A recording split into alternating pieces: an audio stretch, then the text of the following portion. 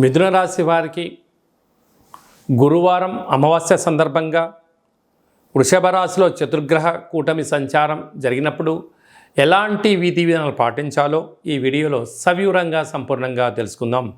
మిథున రాశిలో ఏ నక్షత్రాలు వస్తాయిగా మృగశిర నక్షత్రంలోని 3వ పాదం 4వ పాదం, ఆరుద్ర నక్షత్రంలోని 4 పాదాలు, పునర్వసు నక్షత్రంలోని 1, 2, 3 పాదములు కలిపితే మిథున రాశి అవ్వడం జరుగుతుంది. చాలామందికి పుట్టినటువంటి కాల సమయంలో డేటా ఆఫ్ బర్త్లు లేనటువంటి కారణం వలన పేరు యొక్క మొదటి అక్షరాన్ని అనుసరిస్తూ ఆ రాశిని తెలుసుకునే ప్రయత్నం చేద్దాం. కా, కీ, కు, ఖం, అజ్ఞ, చ, కే, కో, హ అక్షరాల వారందరూ కూడా మిథున రాశి జాతకులే. మిథున రాశి యొక్క అధిపతి బుధ భగవానుడు. వీరికి అర్ధాష్టమ కేతు కారణం వలన ఈ యొక్క సంవత్సరంలో ఆదాయ వ్యయాల పరిస్థితులు ఏంటంటే ప్రతిదీ సమస్థితిలోనే ఉంటుంది. మీరు ఎంతైతే కష్టపడతారో మీకు ఎంతైతే అవసరం ఉందో అంతే డబ్బులు వచ్చే పరిస్థితి ఉంటుంది. కనుక జ్ఞానకారకుడు, మోక్షకారకుడు, అష్టమ గ్రహకారకుడు కేతు భగవానుడు అవ్వడం వలన కనుక చిన్న చిన్న విషయాలకు ఆందోళన తగదు. వృత్తులలో, ఉద్యోగాల్లో, వ్యాపారాల్లో అనుకున్నంత విజయం సాధించలేకపోయినను ఆటంకాలు ఉండవు.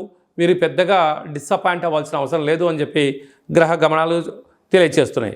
అలాగే భాగ్యస్థానంలో శని భగవానుడు సంచారం చేయడం వలన వృత్తులలో, ఉద్యోగాల్లో, వ్యాపారాల్లో మీ సాధన, పట్టుదల, ఏకాగ్రత అన్నింటా విజయానికి తొలిమెట్టు అవుతుందని చెప్పి గమనించాలి.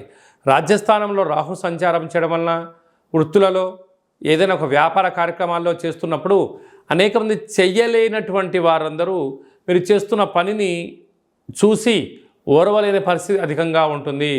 కనుక మీరు ఎంత బరువు అయితే ఉంటారో అంత బరువు కలిగిన ఉప్పును తులాభారంగా చేసుకొని ఆ ఉప్పును నీటితో కరిగించి ఈ నీటిని మహాదేవుడికి రుద్రాభిషేకం చేసుకున్నట్లయితే రుణ సమస్యలు, రోగ సమస్యలు, తంత్ర సమస్యలు, ఈ యొక్క పై అధికారులతో సహా ఉద్యోగస్తులతో, కింది స్థాయి ఉద్యోగస్తులతో, అలాగనే వృత్తులలో, ఉద్యోగంలో ధనపరమైన చిక్కులు తొలగిపోయి పోలీస్ స్టేషన్లు, కోర్టు సమస్యలు కూడా సంపూర్ణంగా తొలగిపోతాయని చెప్పి గమనించాలి.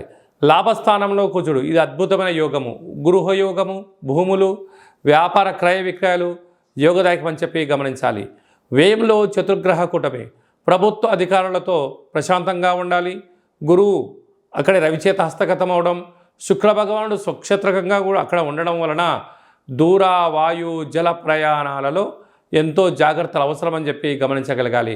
కనుక వీలైనంతవరకు మౌనం, ధ్యానం, ఏకాగ్రత, ఆసనం, సూర్య నమస్కారాలు లాంటివి చేయడం వలన ధనము విచ్చలవిడితనంగా ఖర్చు పెట్టకుండా ఎంతో పొదుపుగా ఉండగలిగినట్లయితే బంగారు భవిష్యత్తు రోజులకు అవకాశం ఉందని చెప్పి గమనించగలగాలి. ఈ అమావాస్య గురువారము రోహిణి నక్షత్రము అవ్వడం వలన గజకేసరి యోగం కలగాలి అనుకుంటున్న వారందరికీ కూడా వీలైనంత వరకు కాళభైరవ స్వామి వారి యొక్క పూజ, కాళభైరవ స్వామి యొక్క హోమము, కాళభైరవ స్వామి యొక్క ముడుపు కట్టగలిగినట్లయితే మీకు అద్భుతమైనటువంటి గృహయోగం మీ సొంతమవుతుంది. గజకేసరి యోగం కలుగుతుంది. సభల యందు, సమావేశాల యందు మాట్లాడడం, ఎనలేని కీర్తి ప్రతిష్టలు మీ సొంతం అవుతాయి. అలాగే వ్యయంలో చతుర్గ్రహ కూటమి కారణం వలన కూడా చిన్న చిన్న విషయాలకు ఆందోళన తగదు.